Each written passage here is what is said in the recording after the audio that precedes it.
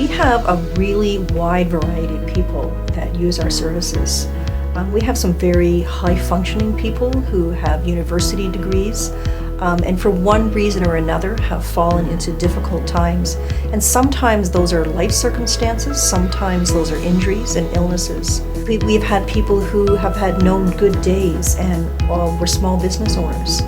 Some people who are very, very intelligent. We've had people who used to do tours in the Army.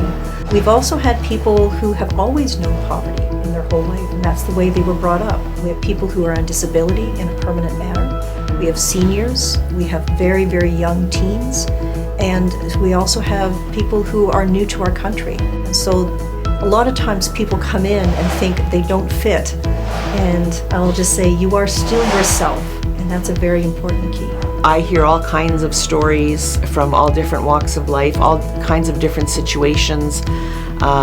People that may have been down on their luck for years and years, for extenuating circumstances, or people that just find themselves in this position and never thought they'd be in this position.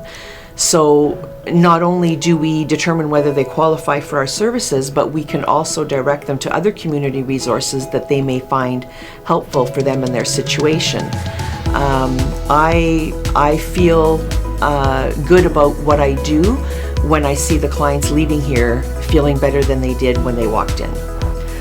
Recently, I was at a conference and I met this lady, and she started telling me how years back we went to the food bank and started relating to me the circumstances around that. I would have never known that unless she had told me, but it was about 10 years ago, and she described the impact, she described the story, she described how there was always one can, it was called shellfight fish, that she left, and that she knew as long as that can was still there that she wasn't going to starve. And she just talked about that impact that she had years ago and how it was a helping hand to her through very troubled times.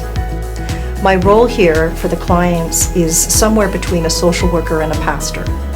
And so a lot of the things that I do with clients has a spiritual foundation.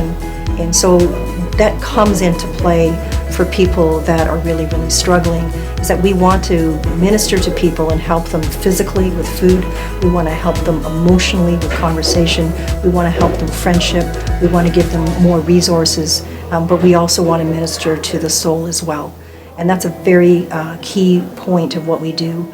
It's a delight to be able to pray with people and to connect them to that aspect of life.